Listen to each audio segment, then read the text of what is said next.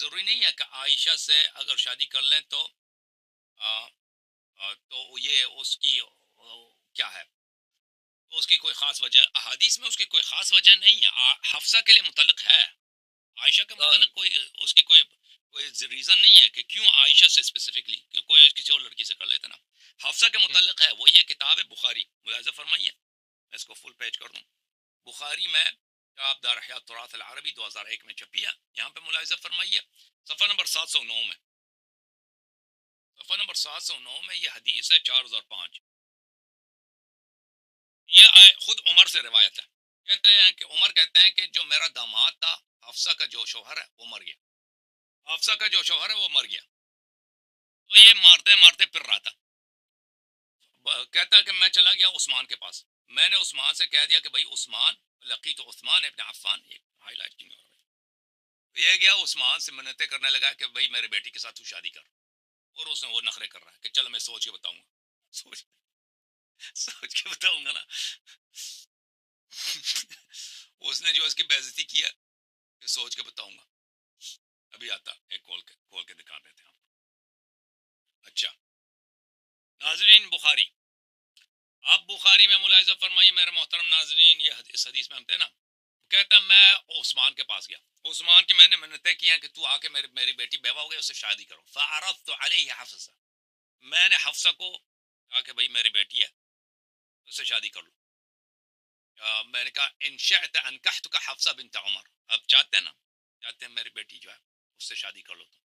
تو اس نے کہا سانظر فی امری، اس نے کہا کہ مجھے سوچنے کی مہلت دے دو، میں سوچ کے بتاؤں گا. ٹھیک ہے نا.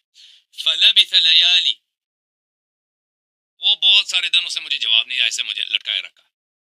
فقال قد بدا لی ان لا اتزوج یومی هذا، پھر بہت سارے دن کے بعد عثمان مجھ سے ملا، کہتا نہیں میں نے نہیں شادی کرنی، میں نے شادی نہیں کرنی. تو اس طرح اس کو ذلیل کیا عثمان نے.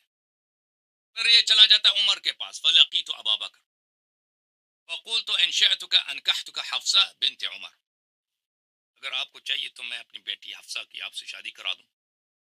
فصمت ابو بکر فلم یرجع الی شیء، اس نے کوئی جواب ہی، ایسے خاموش رہا، جواب ہی نہیں دیا. بھائی اس نے بھی اس کو ذلیل کیا. فكنت عليه اوجد مني على عثمان، اس پہ تو میرے زیادہ غصہ تھا. ابو بکر، عمر صاحب کیا فرماتے ہیں، کہتے ہیں ابو بکر نے جو مجھے جواب ہی نہیں دیا. بھائی میں نے کہا میری بیٹی سے شادی کرو. بھائی یہ بڑی بےغیرتی کی بات ہے نا، کہ آدمی جاتا ہے پھر مارے پڑتا ہے میری بیٹی سے شادی میں، کوئی اس کو شادی کے لیے تیار ہی نہیں. تو یہ لوگ اس طرح تھے نا. تو یہ بھائی ان کو یہ لوگ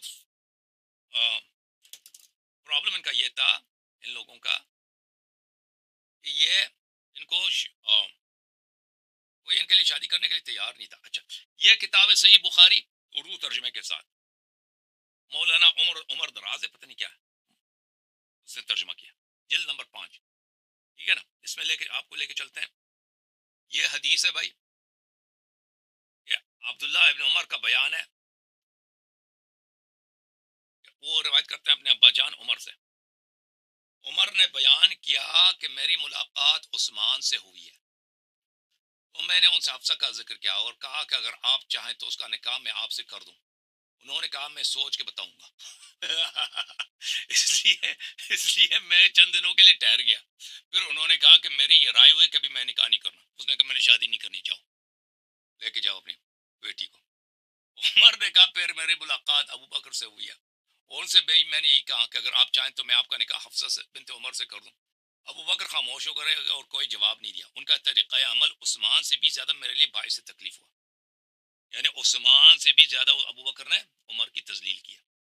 تو بھئی یہ مارے پھر رہے تھے نا، ان کی بیٹی کے ساتھ کوئی شادی کرنے کے لیے تیار نہیں تھا. ناظرین، اہل تشیع کا دجل اور فریب کاری ویسے ہی دنیا کے اندر عیاں اور مشہور ہے، لیکن اس ذاکر حسن العیاری نے جو بخاری شریف کی روایت پیش کی، اس کے اندر اس نے کس قدر دھوکہ بازی اور فراڈ سے کام لیا ہے.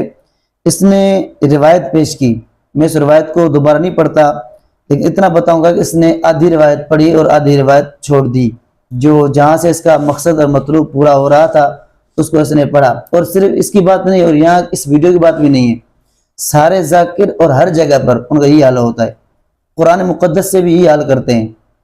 بعض جو ان کا مقصد چیز ہوتی ہے اس کو لیتے ہیں اور باقی کو چھوڑ دیتے ہیں۔ اب اس نے جو روایت آدھے تک پڑھی ہے اور اس کو انتہائی اس نے اپنے انداز میں غلط ترجمہ بھی کیا، ہیر پھیر بھی کی، جو سننے والا بندہ خود ہی سمجھ سکتا ہے کہ یہ کس قدر ہی بے حیائی اور بے غیرتی سے کام لے رہا ہے۔ لیکن اس روایت کو جب آگے پڑھیں گے تو حضرت عمر بن خطاب فرما رہے ہیں فَلَبِثْتُ اللَّيَالِيَ کہ میں کچھ راتیں ٹھہرا، ثم خطبها رسول اللہ صلی اللہ علیہ وآلہ وسلم، پھر حضرت حفصہ کے لیے جناب رسالت مآب صلی اللہ علیہ وآلہ وسلم نے نکاح کا پیغام بھیجا، فَأَنْكَحْتُهَا إِيَّاهُ، پھر میں نے حضرت حفصہ کا جناب رسول اللہ صلی اللہ علیہ وآلہ وسلم سے نکاح کرا دیا۔ اب پیچھے تو حضرت عثمان کے پاس جا رہا ہے اور حضرت ابو بکر کے پاس گیا، انہوں نے کوئی بات نہیں دی، حضرت عمر ایسے کر رہے ہیں ویسے کر رہے ہیں۔ اس خناس اپنے دل کا جو اس کے اندر کینہ بھرا ہوا ہے نا، حضرت عمر جو اہل کفر پر جو قاری ضرب لگائی ہے، اس ضرب کی وجہ سے اس کو آج تک تکلیف ہو رہی ہے۔ اب وہ بظاہر وہاں تو برائی سمجھ کے بیان کر رہا تھا، لیکن یہ اب دیکھو خود رسول اللہ حضرت حفصہ کے لیے نکاح کا پیغام بھیج رہے ہیں۔ اب کیا رہا ہے ذاکر کے منہ پر؟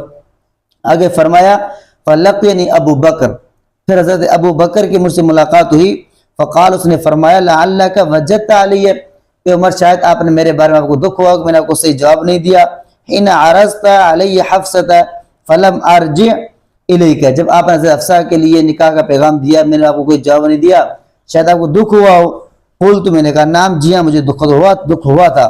قال، تو حضرت ابو بکر نے فرمایا فَإِنَّهُ لَمْ يَمْنَعْنِي أَنْ أَرْجِعَ إِلَيْكَ فِيمَا عَرَضْتَ، آپ نے جو نکاح کا پیغام بھیجا میں نے صرف اس لیے اس کا جواب نہیں دیا، إِلَّا أَنِّي قَدْ عَلِمْتُ أَنَّ رسول اللہ صلی اللہ علیہ وآلہ وسلم قد ذکرها، کہ مجھے پتا تھا کہ حضور اکرم صلی اللہ علیہ وآلہ وسلم نے ایک بار ہمارے سامنے سیدہ حفصہ کا تذکرہ کیا تھا، ذکر کیا تھا، نکاح کی خواہش کا اظہار کیا تھا، تو فلم اکن لأفشی سر رسول اللہ صلی اللہ علیہ وآلہ وسلم ولو ترکها لقبلتها، فرمایا میں نے مناسب نہیں سمجھا کہ آپ کو کہہ دوں کہ جی حضور اس کے لیے تیار ہے، جو حضور نے بطور راز کے بتایا تھا میں راز ظاہر نہیں کر سکتا تھا، اگر حضور علیہ السلام چھوڑ دیتے تو میں ضرور اس پہ کا نکاح کو قبول کر لیتا اور اس سیدہ حفصہ سے شادی کرتا۔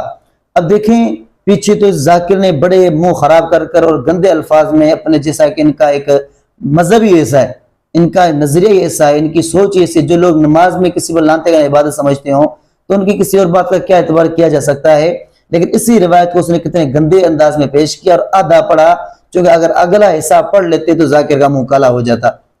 خود رسول اللہ نے کہا کہ پیغام بھیج دے، اس سے بڑی اور کیا خوش نصیبی اور سعادت ہوگی۔ پھر جس صدیق اکبر کی یہ باتیں کر رہا تھا کہ جس نے کوئی جواب نہیں دیا، وہ فرما رہے ہیں اگر حضور قبول نہ کرتے، آقا علیہ السلام سے حفصہ کو چھوڑ دیتے تو میں ضرور سے نکاح کر لیتا۔ یہ لوگ اعتراض سیدنا صدیق اکبر سیدنا فاروق اعظم پر کرتے ہیں۔ حال یہ ہے کہ ان کا جو بارواں ہے ان کی والدہ بھگوڑی تھی اور خود بھگوڑا ہو گیا، بھگوڑی کا بیٹا بھگوڑا ہو گیا، اس پر ان کو کوئی تعجب نہیں آتا اور ان کو کوئی اس پر کوئی پریشانی نہیں آتی کہ 12ویں کی ماں بھگوڑی ہے۔ اب دیکھیں یہ شیعوں کی کتاب ہے مستدرک الوسائل، اس میں حضرت علی کا فرمان ہے کہ جو بندہ کہیں بھی کسی عورت کے ساتھ خلوت اختیار کرتا ہے تو ان کے درمیان میں تیسرا جو ہوتا ہے وہ شیطان ہوتا ہے۔